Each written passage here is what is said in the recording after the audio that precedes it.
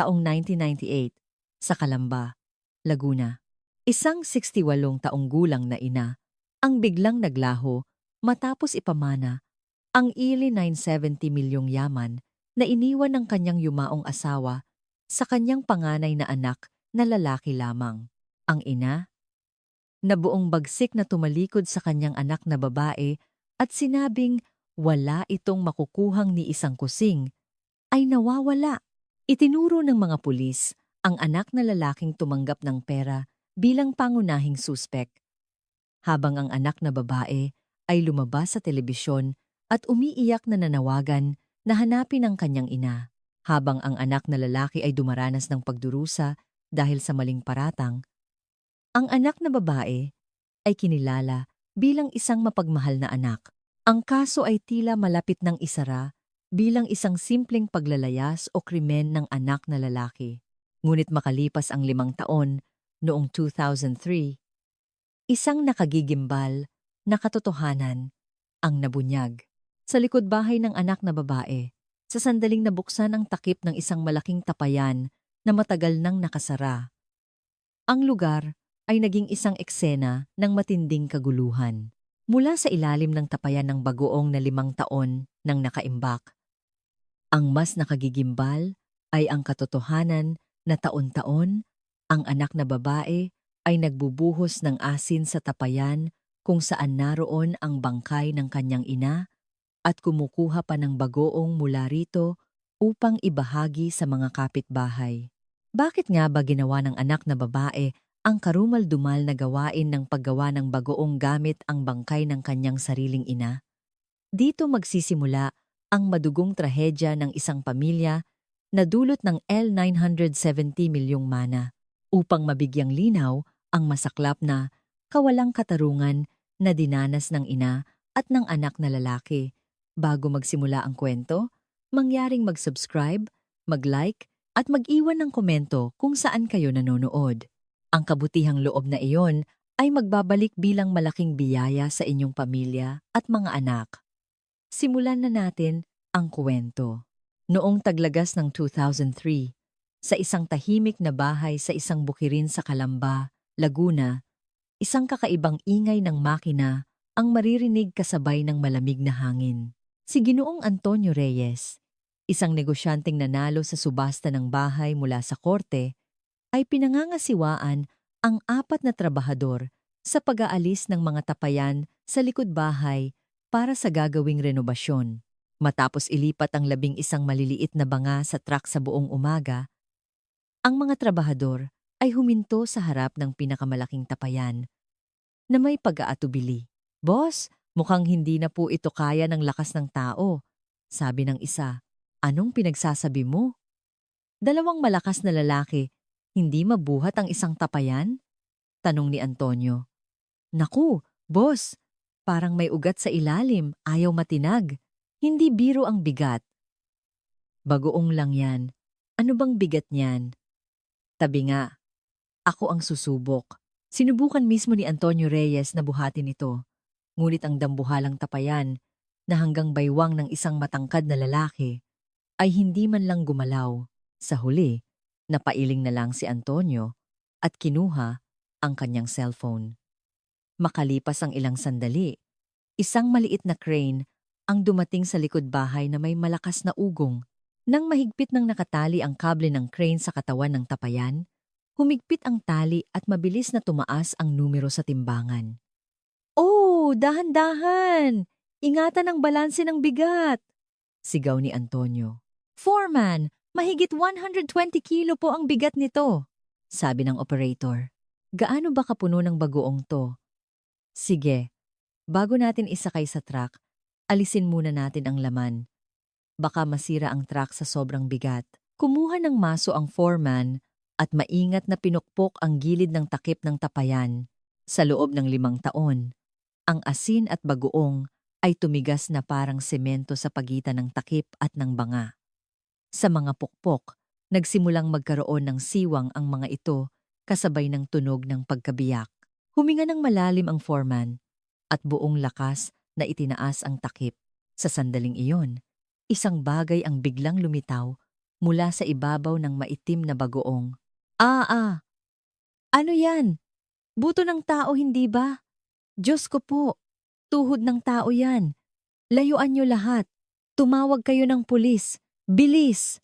Ang mga rumesponding pulis mula sa Calamba City Police Station ay agad na nikordon ang lugar. Nang maingat na binaklas ang tapayan, isang karumal-dumal na bangkay ang tumambad mula sa bagoong na nasa anyong nakabaluktot at naantala ang pagkabulok. Si Police Captain Ramon Garcia na namumuno sa investigasyon ay nakapansin ng malinaw na bali sa likod ng bungo ng kalansay. Itinuro niya ito gamit ang kanyang kamay na may guwantes at sinabi, "Hindi ito simpleng pagkamatay. Ito ay malinaw na pagpatay." Paulit-ulit na pinalo ng matigas na bagay ang likod ng ulo. "Kapitan, medyo kakaiba po ang kondisyon ng bangkay. Bakit po parang ang bagal ng pagkabulok?" Tanong ng isang investigador. Asin, napakataas ng salt concentration sa loob ng tapayan. Sinadya ng salarin na ibabad sa asin para mapreserba. Parang gumawa ng daing. Diyos ko!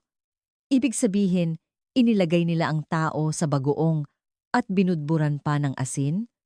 Unahin ang pagkakakilanlan. Imbestigahan ang kasalukuyang may-ari at lahat ng dating nakatira sa bahay na ito, lahat, pagkalipas ng ilang araw, dumating sa himpilan ang resulta ng DNA analysis mula sa PNP Crime Laboratory. Ang may-ari ng mga buto ay si Aling Remedios Santos, na iniulat na nawawala noong Marso 1998 at 5 taon nang hindi natatagpuan. Bidinikit ni Captain Garcia ang larawan ni Remedios sa gitna ng whiteboard at isinulat sa malalaking letra gamit ang pulang marker. Biktima: Remedios Santos, 68. Taong: gulang nung nawala. At bigyang pansinin niyo ito. M970 milyong mana. 970 milyon, Kapitan? Ganoon kalaking pera meron ang isang matanda sa probinsya. Mana mula sa asawa niya. At ang interesante, lahat ng pera ay ipinamana niya sa anak na lalaki. Paano po ang anak na babae? Wala siyang natanggap ni Kusing? Tama, pinagkaitan ang anak na babae. At diyan nagsimula ang lahat. Ang orasan ng kaso ay bumalik 5 taon sa isang malamig na umaga ng Pebrero 1998. Sa isang bahay sa labas ng Calamba, si Aling Remedios, na mag-isang naninirahan, ay laging gumigising ng 5:30 ng umaga para diligan ang mga halaman sa kanyang hardin. Ang yaman na iniwan ng kanyang asawang si Mang Oscar na namatay sa kanser sa atay noong 1996 ay umabot sa halos ay 970 milyon, kasama na ang mga ari-arian at pera. Ngunit ang pamumuhay ni Remedios ay simple, halos tila naghihirap. Ibinigay niya ang lahat ng yamang ito sa kanyang anak na si Jose Santos. Hindi dahil paborito niya ito, kundi dahil sa ibang dahilan. Inay, bigyan niyo naman po, kahit kaunti si Cristina. Balita ko po, hirap na naman ang negosyo ng bayaw ko. Huwag kang magsalita ng ganyan. Ilang beses nang nalugi ang negosyo ng bayaw mo?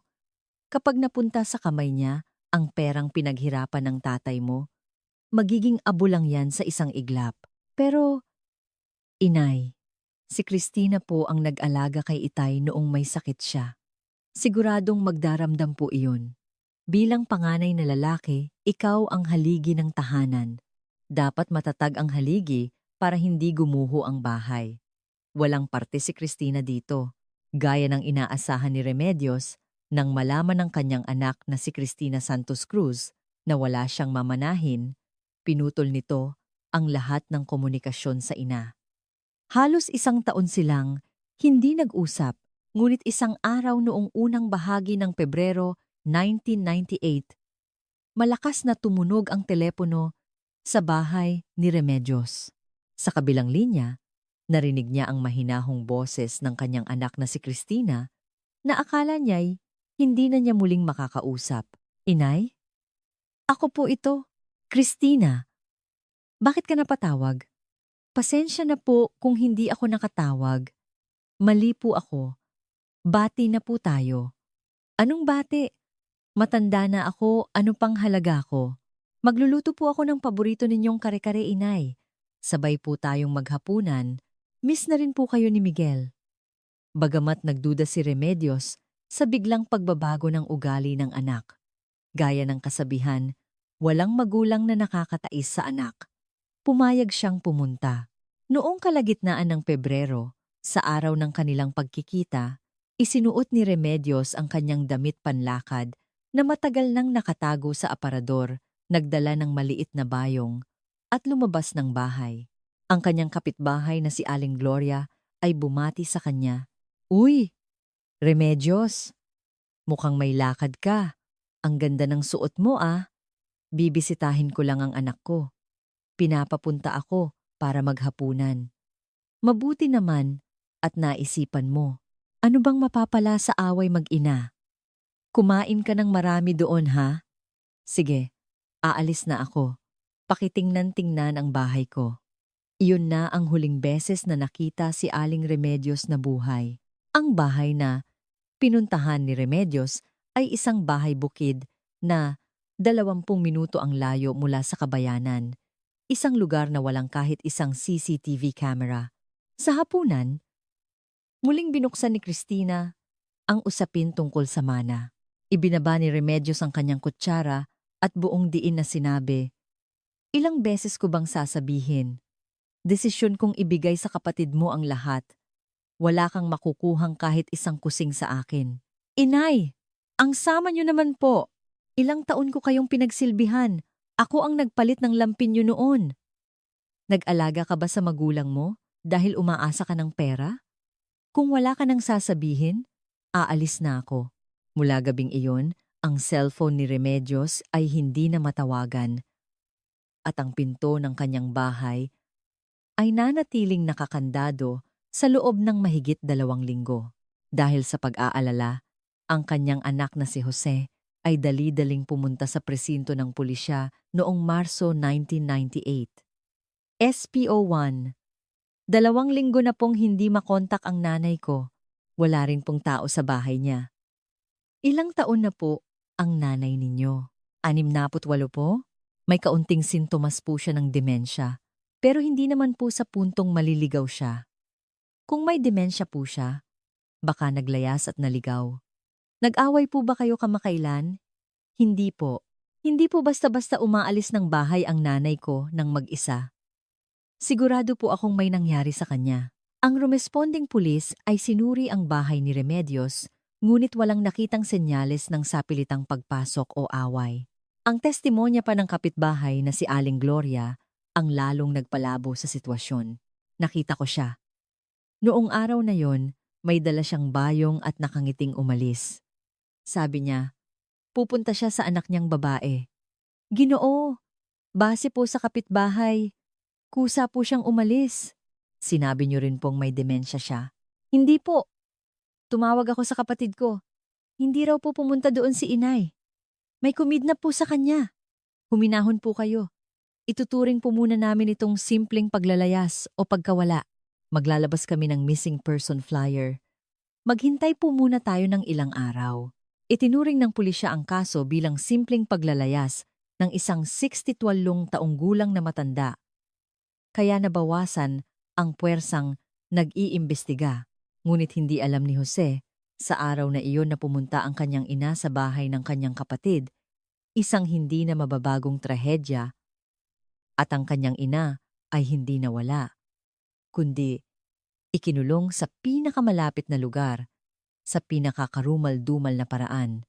Lumipas ang 1 buwan mula nang iulat ang pagkawala, ngunit walang usad ang investigasyon. Hindi na matiis ni Jose ang mabagal na pagkilos ng pulisya. 2 o 3 beses sa 1 linggo, pumupunta siya sa himpilan ng pulisya sa Calamba upang magreklamo. Si Detective Park Jonggil, isang fictional character from Original for Context, na pagod na, ay sinubukang pakalmahin si Jose, ngunit lalo lang tumataas ang boses nito. Detective, hanggang kailan kami maghihintay? Hindi po naglayas ang nanay ko. Ginoong Santos, Huminahon po kayo. Hindi po kami nagpapabaya. Nagpakalat na kami ng mga flyer sa buong bansa at nagtatanong-tanong na rin kami. May pakpak ba ang isang matandang may demensya para makarating sa Cebu o Davao? May kumidnap sa nanay ko para sa pera. Pera? Sige, pag-usapan natin yung pera. Biglang tumalas ang tingin ni Detective Garcia. Mula sa kanyang drawer, kumuha siya ng isang bank statement at iniharap ito kay Jose. Sa papel, may mga numerong minarkahan ng pulang panulat na mahirap ipaliwanag ni Jose. Nawala ang nanay niyo noong kalagitnaan ng Pebrero. Tama? Pero simula noon, 4 na beses na may nag-withdraw ng pera mula sa BPI account niya. Ano pong problema doon? Ako po ang namamahala sa account na yon. Umabot po sa ali 2.8 milyon. Hindi po maliit na halaga yan. At lahat ng withdrawal ay ginawa sa mga ATM malapit sa bahay ninyo. Kailangan niyo pong ipaliwanag yan. Pera po yan na ipinagkatiwala sa akin ni inay para daw po sa gastusin sa ospital at pang-araw-araw. May special power of attorney pa po siyang pinirmahan. Nawawala ang nanay niyo. Bakit kailangan ng pambayad sa ospital? Hindi kaya sinamantalan niyo ang pagkawala niya para kunin ang pera? Kinagat ni Jose ang kanyang labi sa sobrang sama ng loob. Ipinakita niya sa pulisya ang orihinal na SPA na pinirmahan ng kanyang ina noong 1997 upang patunayan ang kanyang kawalang sala. Ngunit hindi agad nawala ang pagdududa ng mga pulis. Ang teorya na ang anak na lalaki na nakatanggap na ng I-970 milyong mana ay pinatay pa ang matandang ina para makuha ang natitirang pera ay ang pinakakapani-paniwalang senaryo para sa kanila. At hindi rin malinaw ang alibi niyo noong araw na yon. Sabi niyo, mag-isa lang kayo sa bahay buong araw noong Pebrero 14, 1998. Ilang beses ko po bang sasabihin? Katatapos lang po ng Chinese New Year, masama ang pakiramdam ko kaya nagpahinga ako. Wala pong ibang tao sa bahay. Wala man lang po ba kayong nakausap sa telepono? Mag-isa po akong nakatira, sino pong makakasama ko? I-check niyo po ang cell site data, tignan niyo kung umalis ako ng bahay. Noong mga panahong iyon, hindi pa ganoon ka-accurate ang teknolohiya para ma-verify ang sinasabi ni Jose. Malaki ang error margin ng cell site tracking noong 1998. At walang mga CCTV camera sa mga bahay sa probinsya. May matibay na hinala ang pulisya, ngunit dahil walang direktang ebidensya, hindi nila maaresto si Jose. Sa halip, inilagay nila siya sa ilalim ng pagbabantay bilang pangunahing suspek. Kumalat ang masasamang tsismis sa kanilang lugar. Yung anak daw na lalaki, nilamon na yung AN-970 milyon, pati sariling ina, tinapos pa. Pera nga naman. Inangkin lahat, pati kapatid hindi binigyan, kaya ayan ang napala. Tignan mo, araw-araw dinadalaw ng pulis. May tinatago yan sigurado. Ang mga tsismis na nagsimula sa mga sari-sari store at umpukan ay nagmarka kay Jose bilang isang walang pusong anak. Sa kabilang banda, positibo ang tingin ng mga tao sa anak na babaeng si Cristina at sa kanyang asawang si Miguel Cruz. Nang malaman ni Miguel ang pagkawala ng kanyang biyenan, agad siyang pumunta sa kanilang barangay captain na si Kapitan Mauro, umiiyak at humihingi ng tulong. Kapitan! Tulungan niyo po kami! Hindi niyo po ba nakita ang biyenan ko? Naku, Miguel, iho, huwag kang umiyak. Magsalita ka ng maayos. Anong nangyari? Ilang araw na po kaming walang balita kay inay. Yung bayaw ko po, sa pulis lang umaasa. Pero ako po, hindi na mapakali. Pwede po bang mag-organisa tayo ng mga taga-barangay para halughugin kahit yung mga kakahuyan? Napakabuting manugang naman ito. Sige, sige. Iaanunsyo ko sa sound system para makatulong ang mga tao. Tuwing weekend, kasama ni Miguel ang asawang si Cristina sa paghahanap sa mga liblib na lugar at ilog sa paligid ng Calamba. Nagprint pa siya ng mga missing poster na may detalyadong deskripsyon ng itsura at suot ni Aling Remedios.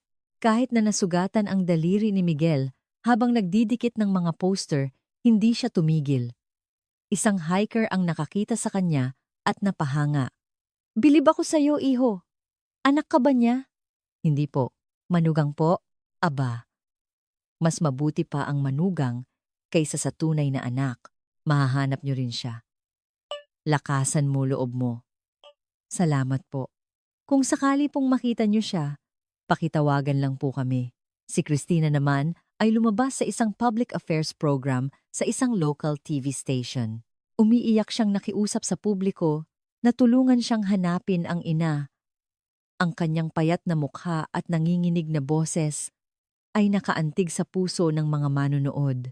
Pagkatapos ng programa, bumuhos ang mga tawag ng suporta sa himpilan ng pulisya. Ipinatawag ni Detective Garcia ang mag-asawang Christina bilang mga saksi, ngunit formalidad lamang ito. Ang isang papel na may listahan na ibinigay ni Miguel ang tuluyang kumuha ng tiwala ng detective. Detective, hindi ko po alam kung makakatulong ito.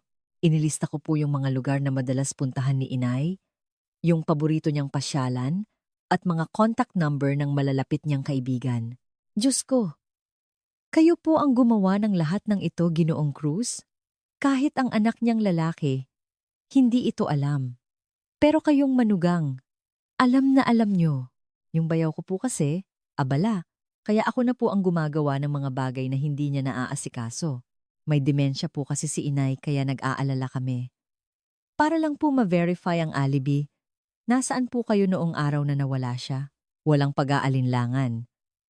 Hinawakan ni Miguel ng mahigpit ang kamay ng asawang si Christina at sumagot. Ang kanyang tingin ay seryoso at determinado. Nasa bahay po kami. Maghapon kaming nanonood ng TV at nagluto ng hapunan. Magkasama po kayo buong araw? Opo. Malamig po kasi kaya hindi kami lumabas. Medyo liblib po ang bahay namin kaya walang nakakita, pero isinusumpa ko po, hindi kami umalis. Hindi nakahanap ng dahilan ang mga pulis para pagdudahan ang kanilang salaysay. Sa isang probinsya, normal na walang saksi. At higit sa lahat, tila hindi tama sa moral na pagdudahan ang isang mabuting mag-asawa na halos magkasakit na sa paghahanap sa kanilang ina. Noong Abril 1998, ang impormasyon tungkol kay Aling Remedios ay inilagay sa National Database ng mga nawawalang tao. Ngunit natabunan na lamang ito ng daan-daang iba pang kaso. Ang investigasyon ay natigil nang hindi mapatunayan ang kasalanan ni Jose. Unti-unti, ang kaso ay nalimutan ng mga tao. Hindi sumuko si Jose. Kumuha siya ng isang private investigation agency para hanapin ang kanyang ina. Inabutan niya ng sobre ng pera ang investigador at desperadong nakiusap. Kahit magkano, ibibigay ko, mahanap niyo lang ang nanay ko, basta't buhay siya. Ginoo, ginagawa po namin ang lahat. Pero sa totoo lang po, malabo na po. Nahalughog na po namin ang mga ospital, nursing homes, at mga prayer houses pero wala po talagang bakas. Hanapin niyo pa. Sa Bicol, sa Ilocos, kahit sa Mindanao. Puntahan niyo! Habang nauubos ang milyon-milyon ni Jose sa pagbabayad sa mga investigador, lumipas ang mga panahon. Noong tag-araw ng 1998, isinara ng pulisya ang kaso na may konklusyong walang sapat na ebidensya at matagal nang nawawala at inilagay ang file sa pinakailalim ng kanilang kabinet. 1 taon ang lumipas nang walang anumang resulta. Ngunit may isang katotohanang hindi napansin ng lahat habang si Jose ay naglilibot sa buong Pilipinas. Sa likod bahay ng mag-asawang Christina, tuwing tagsibol, isang bagong batch ng bagoong ang ginagawa. Ang takip ng pinakamalaking tapayan ay nanatiling mahigpit na nakasara at sa loob nito at sa ibabaw nito, ang perpektong pag-arte ng mag-asawang Christina ay naghahanda na para sa ikalawang yugto. Habang ang kaso ay natatabunan na ng alikabok bilang isang cold case, noong Oktubre 1998, muling nagkagulo ang investigation team. Malakas na hinampas ni Detective Garcia ang kanyang mesa at tinawag ang kanyang mga tauhan. Hawak niya ang isang nakaprint na larawan mula sa CCTV footage ng isang malaking gasolinahan sa bayan. Malabo man ang kuha, makikilala pa rin ang isang itim na sedan at ang lalaking bumaba mula rito. Tingnan ninyo ito. Ito'y kuha noong Pebrero 12, 2 araw bago siya opisyal na nawala. Si Jose Santos, nandito siya. Gasolinahan lang naman po yan, detective. Baka nagpagasolina lang. Ang problema ay ang lokasyon. Alam nyo kung nasaan ito? 5 minuto lang ang layo mula sa bahay ng kapatid niyang si Cristina. Pero ayon sa testimonya ni Jose, hindi raw siya pumunta sa lugar na yun bago nawala ang nanay niya. Ibig sabihin, sira na ang alibi niya? Ipatawag siya. Ngayon na. Dinala muli si Jose sa interrogation room. Hindi alam kung ano ang dahilan. Inihagis ni Detective Garcia ang larawan sa mesa. Ginoong Santos, natatandaan niyo ba ito? Pebrero 12, bandang 3 ng hapon. Isang gasolinahan malapit sa bahay ng kapatid niyo. Ah, ito po? Opo, natatandaan ko. Nagpagasolina po ako. Pero paulit-ulit niyong sinabi na hindi kayo pumunta sa bahay ng kapatid niyo. Bakit kayo nagsinungaling? Hindi po ako nagsinungaling. Hindi po ako pumasok sa bahay nila. Magbibigay lang po sana ako ng isang kahon ng prutas at gusto niyong maniwala kami dyan? Hindi ba't hindi na kayo nag-uusap ng kapatid niyo? Galit na kinuha ni Jose ang kanyang pitaka para hanapin ang resibo. At totoo ngang may resibo mula sa isang fruit stand sa palengke, ngunit hindi pa rin nawala ang pagdududa ng pulisya. Ang motibong makuha ang GRI 970 milyong mana, ang pag-withdraw ng pera matapos ang pagkawala at ang paggala malapit sa bahay ng kapatid na posibleng pinagtapunan ng bangkay, ay pawang nagtuturo kay Jose bilang salarin. Ginoong Santos, magtapat na kayo. Alam niyong pupunta ang nanay niyo sa kapatid niyo, kaya inunahan niyo siya doon, hindi ba? Detective, tama na po ang paggawa ng kuwento. Wala po akong kaalam-alam na makikipagkita si inay kay Cristina. Hindi kaya ayaw niyong magbigay ng pera sa kapatid niyo, kaya inunahan niyo na bago pa magbago ang isip ng nanay niyo? Hindi po totoo yan. Nasisiraan na ba ako para patayin ang sarili kong ina dahil lang sa pera? Patuloy na ginisa ng mga pulis si Jose, ngunit dahil walang bangkay at walang murder weapon, napilitan silang pauwiin siya. Ngunit kumalat ang balita at ang mga tao sa kanilang lugar ay umiiwas na sa kanya. Maging ang private investigator na kinuha ni Jose ay nagsimula na ring magduda. Boss, hanggang ngayong buwan na lang po ako. Aalis na po ako. Anong ibig mong sabihin? Kulang ba ang bayad? Hindi po sa pera, boss. Sa totoo lang po. Sa tingin ko po, kayo ang salarin. Ayoko na pong magtrabaho para sa inyo. Lahat po ng tao sa lugar nyo, yan ang sinasabi. Pati ba ikaw? Tumatanggap ka ng pera mula sa akin tapos ganyan ang sasabihin mo? Hindi naman po siguro tanga ang mga pulis para kayo lang ang pagtuunan ng pansin. Siguro po, may tinatago talaga kayo. Si Jose ay tuluyan ng nag-iisa. Nasa isang sitwasyon kung saan hindi siya suspek, ngunit hindi rin pamilya ng biktima, tinanggap niya ang lahat ng panghuhusga ng mundo. Samantala, ang maskara ni na Cristina at Miguel ay lalong nagiging perpekto. Hanggang sa unang bahagi ng 1999, buwan-buwan ay bumibisita si Miguel sa himpilan ng pulisya sa Calamba. Lagi siyang may dalang isang kahon ng energy drinks o donuts para sa mga investigador. Mga sir, kumusta po? May balita na po ba sa biyenan ko? Naku, Ginoong Cruz, nandito na naman po kayo. Pasensya na po. Wala pa rin pong lead. Naiintindihan ko po. Kasalanan ko po lahat ito. Sana inalagaan ko siyang mabuti. Yung bayaw niyo po, hindi na yata dumadalaw. Si Jose po? Abala po yon sa pagtatanggol sa sarili niya kaya hindi na nakikita. Mas mabuti pa po kayo. Huwag niyo na pong sisihin ang bayaw ko. Siguro po, nabulag lang siya sa pera. Hindi naman po siguro siya masamang tao. Ang mga babaeng staff sa himpilan ay napapailing sa paghanga sa tuwing aalis si Miguel. Saan ka makakakita ng ganyang manugang? Sabi nila. Si Cristina naman ay laging nasa simbahan o sa mga pagtitipon ng mga senior citizen. Hahawakan niya ang kamay ng mga kaibigan ng kanyang ina, magpupunas ng luha, at hihingi ng awa. Aling Nena, hindi po ba nagpapakita sa panaginip niyo si inay?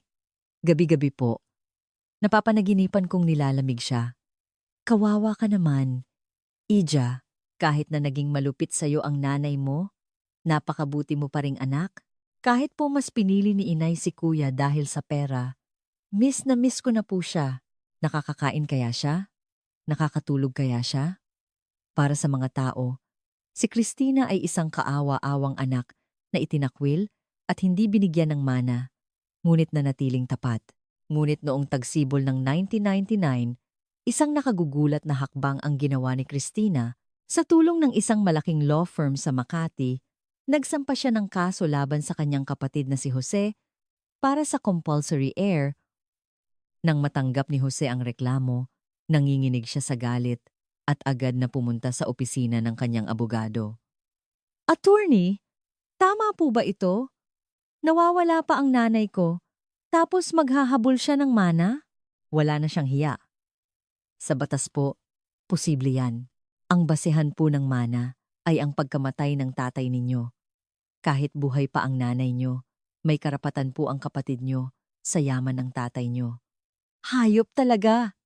Yang si Christina. Imbes na hanapin si inay, pera pa ang iniisip.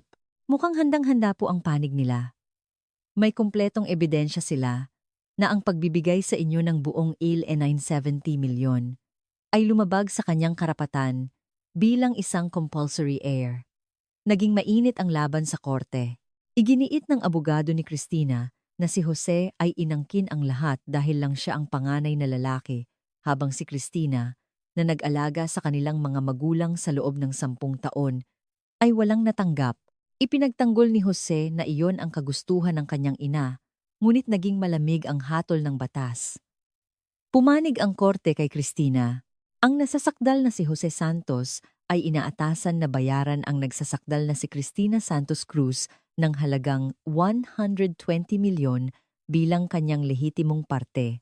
Nang pumalo ang gavel, isang maliit na ngiti ang sumilay sa labi ni Christina na nakaupo sa gallery. Agad na umapela si Jose. Ngunit hindi nagbago ang desisyon. Sa huli, noong katapusan ng 1999, isang malaking halaga na ali 120 milyon ang inilipat mula sa account ni Jose patungo sa account ni Christina. Muling nagtsismisa ng mga tao, ngunit pumanig pa rin sila kay Christina. Kawawa naman yung anak na babae, walang natanggap. Tama lang ang naging hatol. Yang si Jose, may AN 970 milyon na. Ipinagdamot pa yung AM 120 milyon sa kapatid. Nagkorte pa. Sakim talaga. Oo nga, kahit nawawala na ang nanay niya, pera pa rin ang nasa isip. Habang nangyayari ang lahat ng ito, nagkaroon din ng pagbabago sa imbestigasyon. Ang detective na humahawak sa kaso ni Aling Remedios ay inilipat sa ibang lugar. Bago umalis, ibinigay niya ang makapal na file ng kaso sa kanyang kapalit. Walang ebidensya, pero ang lakas ng kutob ko. May kinalaman niyang anak na lalaki. Kap, 12 cold cases na po ang hawak ko. Kulang tayo sa tao. Hindi po natin pwedeng tutukan lang ito. Basta, nakakakaba. Paanong maglalaho na lang ang isang tao na walang bakas? Tumango ang bagong detective, ngunit dahil sa dami ng hinahawakang kaso, hindi niya nabigyan ng pansin ang kaso ni Aling Remedios. Dahil sa pagkawala ng interes ng pulisya, naiwan si Jose na mag-isa.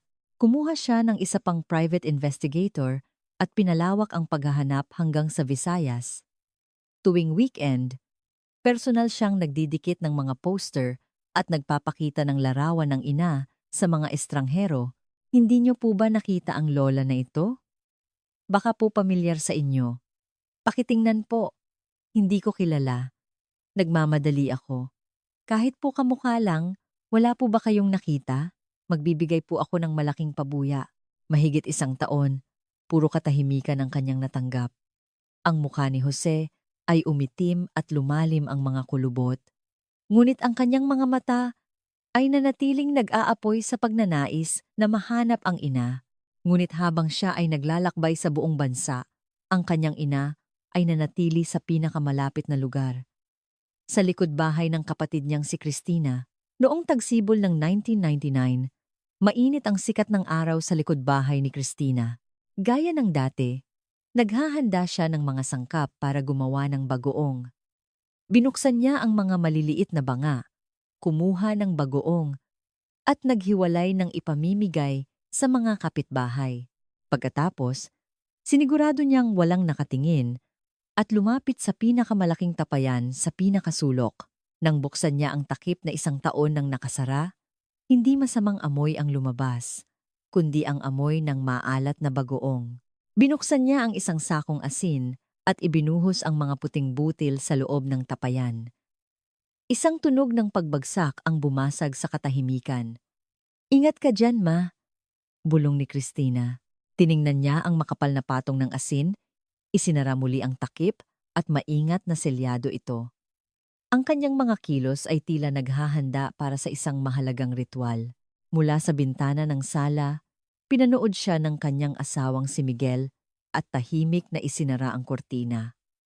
Ang pagdududa sa ay 970 milyong mana ay nanatiling nakatuon kay Jose, ang anak na babae at manugang na pumatay sa ina at namuhay sa ibabaw ng kanyang bangkay sa loob ng 5 taon ay hindi pinaghihinalaan ng sinuman. Ang kanilang maskara ay perpekto na. Taong 2000. 2 taon na ang lumipas mula nang iulat ang pagkawala. Sa 8 pagpapalit ng panahon, ang buhay ni Jose ay unti-unting natuyo dahil sa iisang layunin. Ang hanapin ang kanyang ina. Patuloy siyang nagpapalit ng private investigator taon-taon. Hinahalughog ang mga morgue at mental hospital sa buong bansa. Mahigit 3 milyon na ang naubos niya, ngunit ang resulta ay laging pareho. Walang makabuluhang lead na natagpuan. Sa kabilang banda, ang buhay ni Christina, na may hawak na 120 milyon, ay biglang nagbago. Hindi na siya nagsusuot ng damit trabaho na may putik. Ang kanyang pangalan ay nasa VIP list na ng isang mamahaling salon sa Alabang, at ang mga staff sa Greenbelt ay yumuyuko sa tuwing darating siya. Ang kanyang credit card statement ay puno ng mga gastos na umaabot sa ng 300,000 hanggang 5,000 kada buwan para sa mga damit at accessories. Noong una, inisip ni Miguel na ito ay paraan lang ng kanyang asawa para bumawi sa mga paghihirap. Kahit na siya ay may maliit na negosyo ng construction supply sa Calamba na kumikita ng humigit kumulang 100,000 kada buwan, hinayaan niya ang kanyang asawa. "Mahal, hindi ba't sobra na yang gastos mo? Nakakahiya sa mga tao. Ano bang alam mo sa pinagdaanan ko? Karapatan kong gastusin ito. Huwag kang makialam. Pera ko to. Sige, sige, kung diyan ka masaya." Ngunit noong huling bahagi ng 2000, dumalas ang pag-alis ni Christina hanggang sa hindi na siya umuuwi. Lihim siyang umupa ng isang studio-type condo sa Alabang sa ilalim ng kanyang pangalan. At sa lihim na lugar na iyon, isang lalaking 4 taon na mas bata sa kanya, si Marco Villanueva, ang laging dumadalaw. Si Marco, na may maliit na real estate consulting office malapit sa isang mall, ay nakuha ang loob ni Christina sa kanyang matatamis na salita. "Ma'am, kung ilalagay niyo lang yang pera sa bangko, malulugi kayo. May alam akong lupa sa Nuvali na malapit ng i-develop. Ilagay niyo lang dyan ang pera niyo for 1 year. Triple po ang babalik sa inyo. Garantisado." "Talaga? Paano kung malugi?" "Hindi ko naman po sisirain ang tiwala niyo. Gusto niyo, ipakita ko pa sa inyo ang titulo ng lupa na nakapangalan sa akin? Kung hindi kayo mag-invest ngayon, pagsisisihan niyo habang buhay." Ipinakita ni Marco kay Christina ang mga peking dokumento na may selyo ng isang peking developer. Noong Disyembre 2000, unang nag-transfer si Christina ng milyon sa personal account ni Marco. Makalipas ang 1 buwan, sinabi ni Marco na kumita na agad ito at ipinakita ang isang pekeng statement. Dahil dito, nawala ang pagdududa ni Christina at nag-transfer pa siya ng karagdagang 50 milyon. Ang kanyang kasakiman ay parang isang tren na walang preno. Noong unang bahagi ng 2001, inilabas ni Marco ang kanyang huling alas. Ma'am, may malaking deal na dumating. Ito na po ang huli. Kung ilalagay niyo lahat ng natitira niyo, gagawin kong ilan 300 milyon kasama ang puhunan niyo. Tiwala lang po. Ibinigay ni Christina ang halos lahat ng natitirang pera niya na nagkakahalaga ng 40 milyon. Ngunit 3 araw matapos ang transfer, ang cellphone ni Marco ay hindi na makontak. Nang puntahan ni Christina ang opisina, ito ay bakante na. Tila nilisan sa kalagitnaan ng gabi.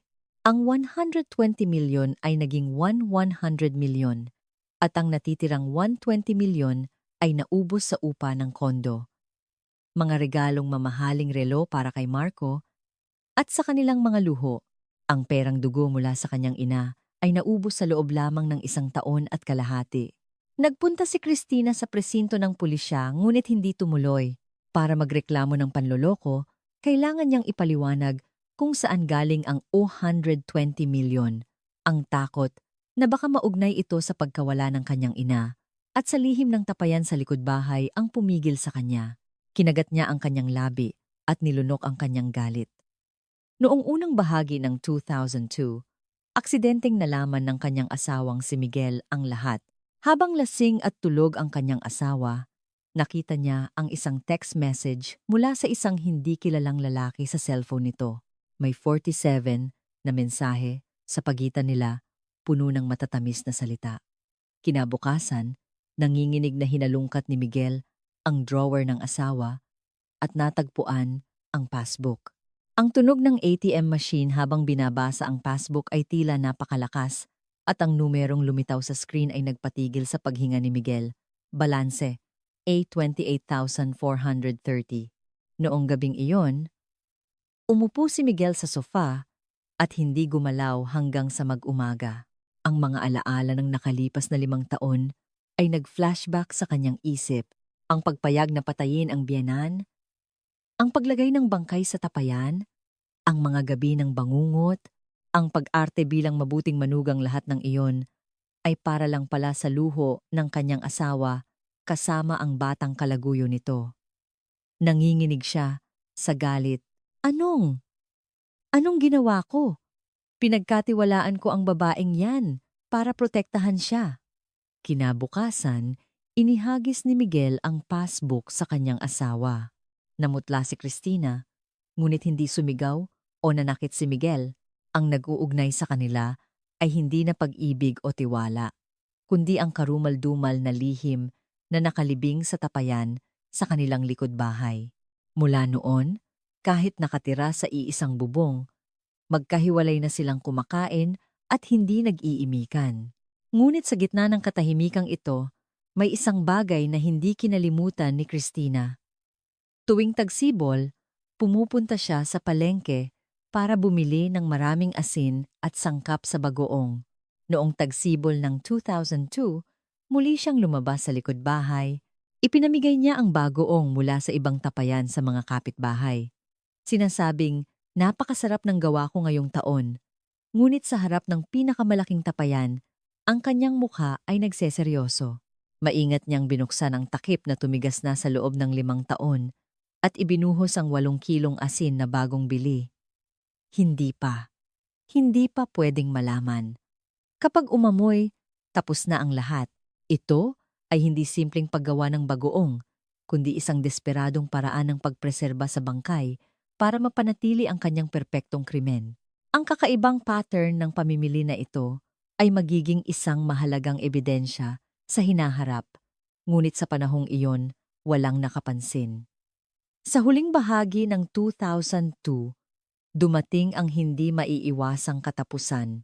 Ang mga notis ng hindi nabayarang buwis at mga bill ng kuryente at tubig ay nagsimulang dumami sa kanilang mailbox. Ang munisipyo ng Calamba ay nagpadala ng 3 beses na notice para sa 240,000 na utang sa buwis. Ngunit binaliwala ito ni Christina. Wala na siyang pera at ganang magbayad. Noong Enero 2003, isang sulat mula sa korte ang yumanig sa kanilang pagsasama. Nang bisitahin ng isang appraiser ang bahay para tasahin ang halaga nito, isinama niya sa listahan ng mga ari-arian ang kanilang likod bahay at ang mga tapayan dito. Ang kahon ni Pandora, na 5 taon nang nakasara, ay malapit nang buksan ng kamay ng ibang tao. Noong Enero 2003, isang malamig na umaga, idinikit ng isang court sheriff ang isang pulang notice sa gate ng bahay ni Christina. Ang mailbox ay may sulat na notice of foreclosure.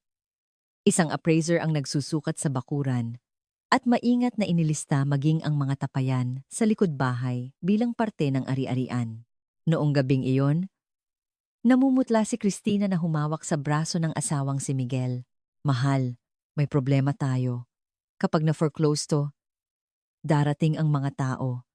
Kailangan nating ilipat ang tapayan ngayong gabi. Saan naman natin ililipat yan? Taglamig ngayon, matigas ang lupa. Itapon natin sa bundok o ibaon natin sa lupa. Basta kailangan nating alisin dito. Kapag nahuli tayo, pareho tayong patay. Sige, hihiram ako ng truck. Magbantay ka. Minaneho ni Miguel ang isang L300 van patungo sa madilim na likod bahay. Ngunit ang tapayan, na 5 taon nang nababad sa ulan at araw, ay tila naging parte na ng lupa. Kahit anong tulak ni Miguel, ang 120 kilong tapayan ay hindi matinag. Hinihingal siya. Lintik, paano ko to bubuhatin mag-isa? Kailangan ng crane. Anong ginagawa mo? Bakit ang tagal? Sigaw ni Christina. Hindi mabuhat. Tulungan mo ako. Nasisiraan ka na ba? Paano ko bubuhatin yan? Buksan mo na lang ang takip at alisin ang laman. Dahil sa inis ni Christina, kumuha si Miguel ng maso at pinukpok ang takip. Ngunit ang takip, na tumigas na parang semento, ay ayaw bumukas. Biglang tumahol ng malakas ang aso ng kapitbahay, kaya itinapon ni Miguel ang maso. Tumatahol ang aso. Magigising ang mga kapitbahay. Basagin mo na. Ilagay mo ang laman sa sako. At hindi ba yan maingay? At gaano katagal natin ililipat lahat yan? Aabutan tayo ng umaga. Ano nang gagawin natin?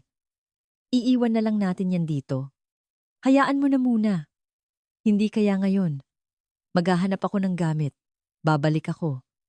Pinatay ni Miguel ang makina. Nagdabog si Christina at napaupo sa sahig. Ngunit may ibang tumatakbo sa isip ni Miguel. Bukod sa wala siyang lakas, ayaw niya talagang ilipat ito. Kung iisipin, nakapangalan sa asawa ko ang bahay at siya ang nag-aalaga sa tapayan. Kung dito matagpuan ang bangkay, siya ang mananagot. Pero kung isasakay ko to sa truck at mahuli ako sa checkpoint, ako ang siguradong magiging salarin. Mula noon, palaging may dahilan si Miguel. Puno na ang schedule ng truck, uulan daw sa weekend. Samantala, bumilis ang proseso ng foreclosure. Desperadong nagsulat si Christina sa korte. Huwag niyo po sanang i-foreclose ang bahay namin. Pamana po ito ng tatay ko. Mas mahalaga pa po ito sa buhay ko. Naiintindihan namin, pero kailangan niyo munang bayaran ang mga utang niyo. Maghahanap po ako ng pera. Bigyan niyo po ako ng 1 linggo. Kahit 3 araw lang, tumawag si Christina sa lahat ng kakilala niya para mangutang, ngunit dahil sa kanyang masamang record, walang gustong magpahiram sa kanya. Ang desperasyon ni Christina ay inakala ng mga tao na dahil sa pagmamahal niya sa bahay, ngunit ang pinoprotektahan niya ay ang lihim sa likod bahay. Sa huli, noong Setyembre 2003, naibenta ang bahay sa isang subasta sa halagang ₱1.4 milyon kay Ginoong Antonio Reyes. Binigyan ng korte ang mag-asawa hanggang katapusan ng Oktubre para lisanin ang bahay. Noong araw ng paglipat, habang isinasakay ng mga tagalipat bahay ang kanilang mga gamit, palakad-lakad si Christina sa harap ng mga tapayan. Nang lumapit ang isang trabahador, bigla siyang nataranta at hinarangan ito. Ma'am, isasama po ba natin itong mga tapayan? Hindi. Iiwan namin yan. Sayang naman po. parang puno pa ng bagoong.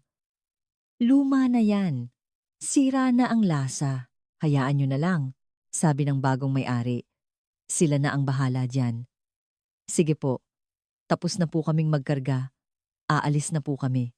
Parang tumatakas. Sumakay si Christina sa truck. Habang papalayo, tinitingnan niya ang bahay, nagdarasal na sana'y hindi na mabuksan ang tapayan. Lumipat sila sa isang lumang apartment na 2 kilometro lang ang layo. Ngunit salungat sa kanyang mga dasal, ang bagong may-ari, si Antonio Reyes, ay plano itong i-renovate.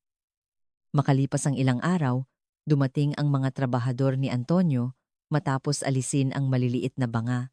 Napailing sila sa harap ng pinakamalaking tapayan. Foreman! Hindi po biro ang bigat nito. 3 na po kami.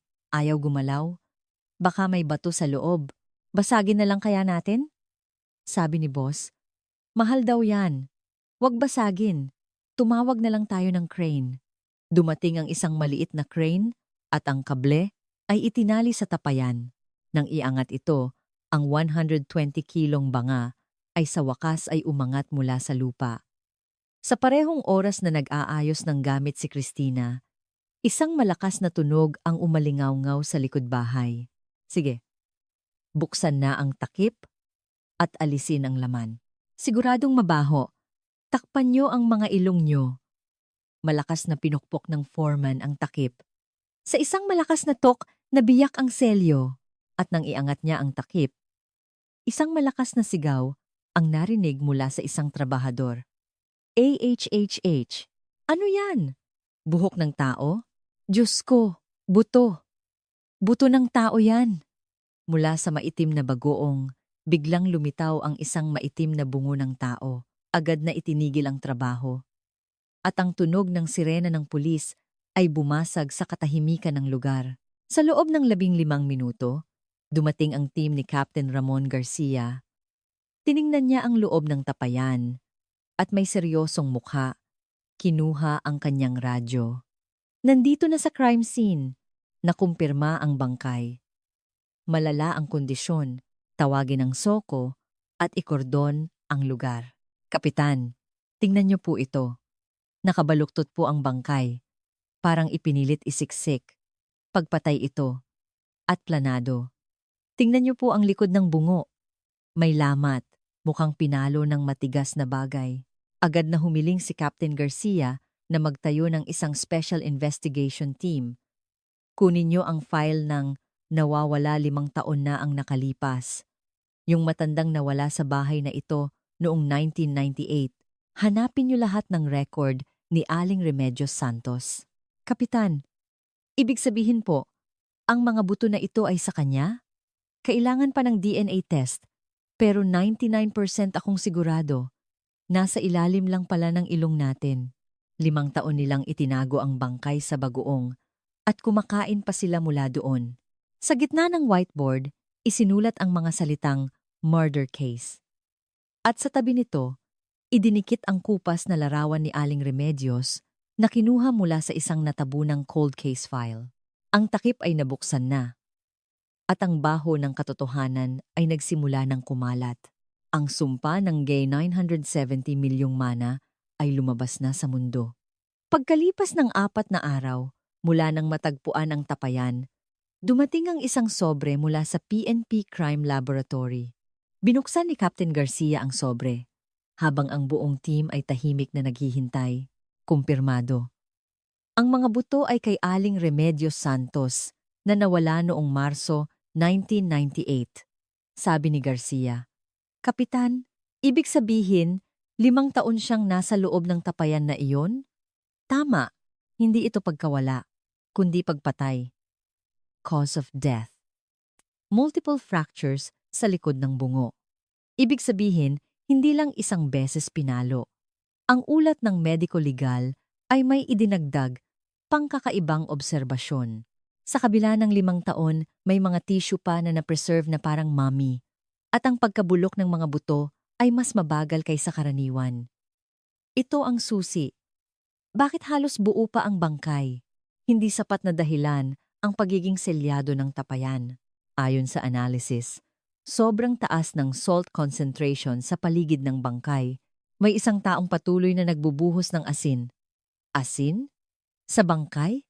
Para pigilan ang pagkabulok, para hindi lumabas ang amoy. Planado ito, hindi lang nila pinatay.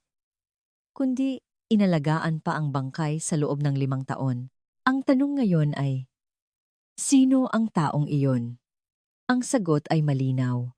Ang mga nakatira sa bahay, sina Cristina at Miguel, agad na sinimulan ng team ang masusing imbestigasyon sa kanilang buhay sa nakalipas na 5 taon.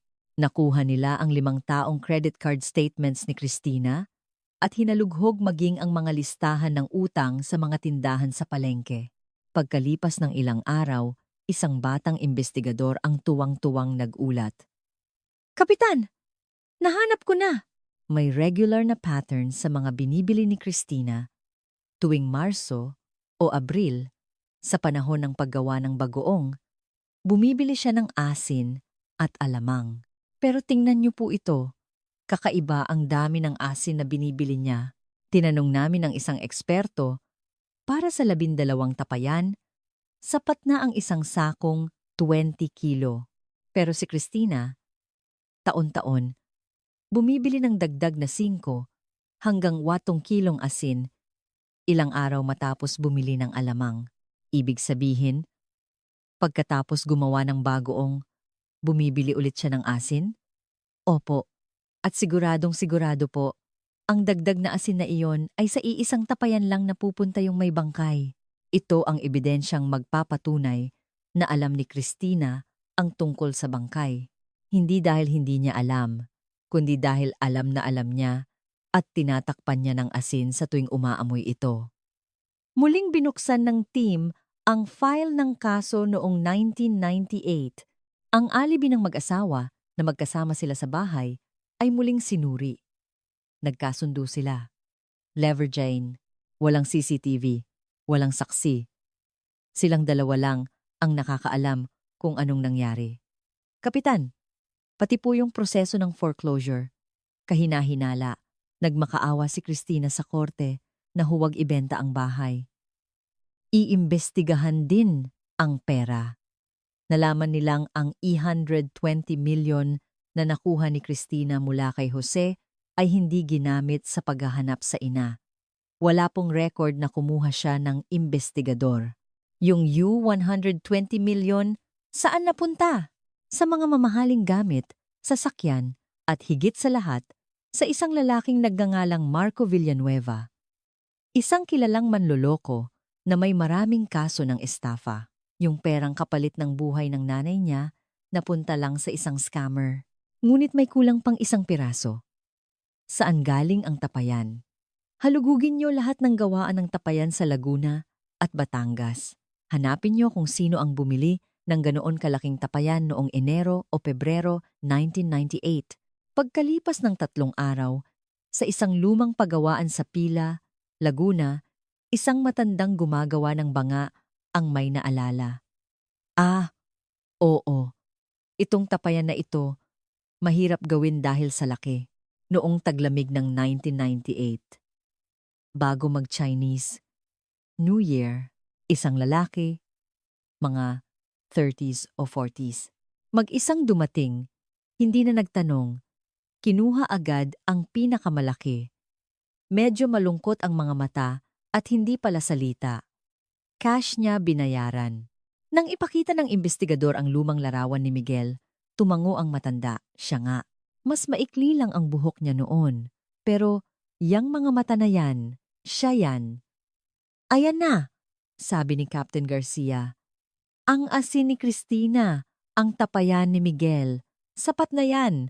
Noong unang bahagi ng Nobyembre 2003, ipinatawag sina Cristina at Miguel, huwag niyo silang pagharapin. Ilagay sa magkahiwalay na kwarto, ipakita natin sa kanila kung ano ang prisoner's dilemma. Ang dating mapagmahal na mag-asawa ay pumasok sa presinto, hindi na bilang mga saksi, kundi bilang mga suspek. Ang kanilang mga maskara ay malapit ng matanggal. Pagpasok ni na Cristina at Miguel sa presinto, agad silang pinaghiwalay. Si Cristina sa Interrogation Room 1, Si Miguel sa room 2. Sa loob, kalmadong sinagot ni Christina ang mga tanong. Hindi ko po alam yan. Kung alam ko, sa tingin niyo ba, titira ako doon ng 5 taon? Siguro po, may naglagay lang dyan. Baka po ang kapatid kong si Jose. Siya po ang may motibo. Siya ang pumatay sa nanay namin para makuha ang pera. At itinago ang bangkay sa bahay ko para ako ang mapagbintangan. Ngunit nang ilabas ng investigador ang listahan ng mga binili niyang asin, nagsimulang manginig ang mata ni Christina. Bakit po kayo bumibili ng sobrang daming asin taon-taon pagkatapos niyong gumawa ng bagoong? Hindi po ba para takpan ang amoy ng nabubulok na bangkay? Bigla siyang tumahimik. Magsasalita lang po ako kapag nandito na ang abogado ko. Samantala, sa kabilang kwarto, si Miguel ay balisa. Pawis na pawis at hindi mapakali. Nang tanungin siya ng investigador tungkol sa pagbili ng tapayan sa Pila, Laguna, at ipakita ang testimonya ng may-ari, hindi siya nakasagot. Hindi po ako yan, sabi niya, ngunit nanginginig ang boses. Alam niyo po ba kung anong sinasabi ng asawa niyo ngayon sa kabilang kwarto?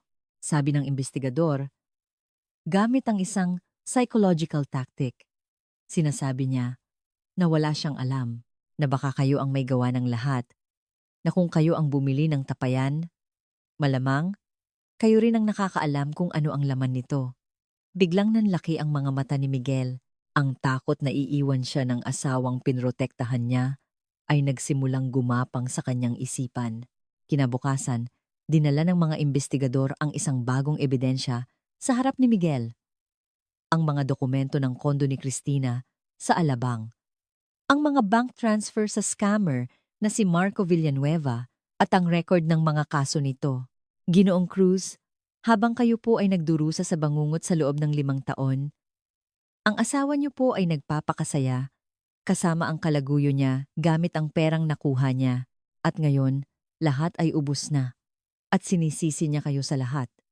Bumagsak ang mundo ni Miguel. Ang lahat ng sakripisyo niya ay para sa wala.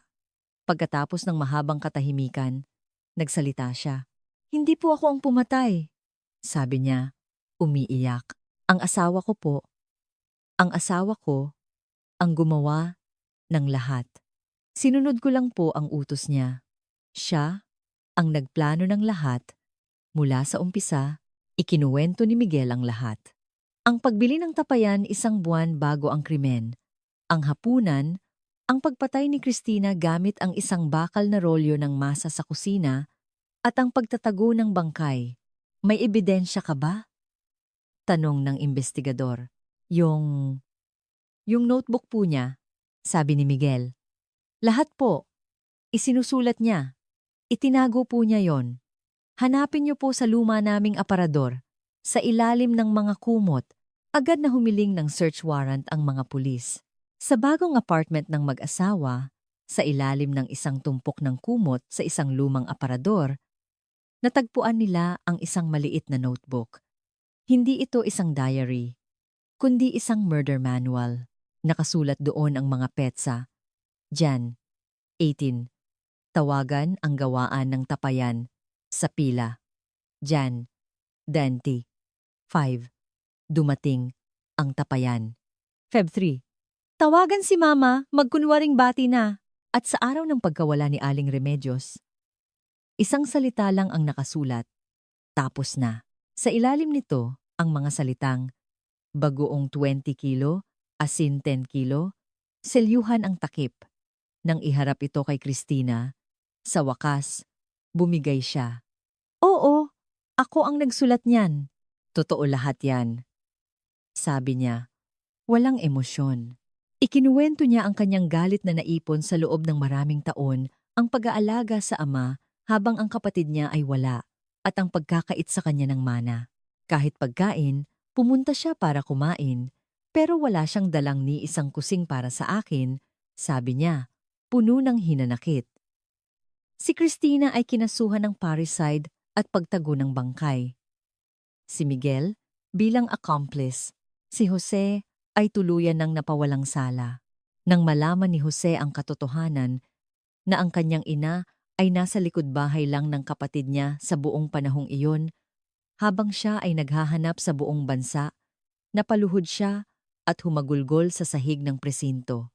Noong 2004, sa korte, si Cristina ay hinatulan ng reclusion perpetua o habambuhay na pagkakakulong.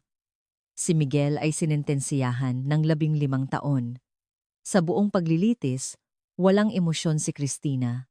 Si Miguel naman ay bumagsak. Ang scammer na si Marco Villanueva ay hindi na natagpuan. Si Jose ay hindi dumalo sa paglilitis. Pagkatapos ng lahat, kinuha niya ang mga buto ng kanyang ina at inilibing ito sa tabi ng kanyang ama. Doon, sa sementeryo, sa wakas, ay humagulgol siya. Inay, pasensya na po kung nahuli ako. Patawarin niyo po ako. Gaano po kalamig doon sa loob ng tapayan? Ang kaso ay sumikat sa media bilang The Bagoong Jar Murder Case. Ang dating detective na unang humawak sa kaso ay nagsisi kung hindi lang ako naniwala sa iyak ng manugang na yon, kung binuksan ko lang sana ang tapayan na yon noon. Si Captain Garcia, sa kanyang huling ulat, ay isinulat, ang kasong ito ay hindi tungkol sa 970 million. Ito ay tungkol sa galit at inggit na naipon sa loob ng isang pamilya na pinasabog ng pera. Sa kulungan, hindi na nag-usap muli sina Cristina at Miguel. Ang komunidad ay na-trauma, lalo na ang mga kapitbahay na nakikain ng bagoong nagawa ni Cristina. Hindi ko na po kayang kumain ng bagoong habambuhay, sabi ng isang kapitbahay. Ipinamigay ni Jose ang malaking bahagi ng mana sa isang foundation na ipinangalan sa kanyang ina. Ang bahay kung saan nangyari ang krimen ay sinemento ang likod bahay at ginawang hardin. Ngunit sabi ng mga tao, sa tuwing umiihip ang hangin, naaamoy pa rin nila ang malansang amoy ng bagoong. Sa loob ng 120 kilong tapayan, hindi lang bangkay ni Aling Remedios ang naroon.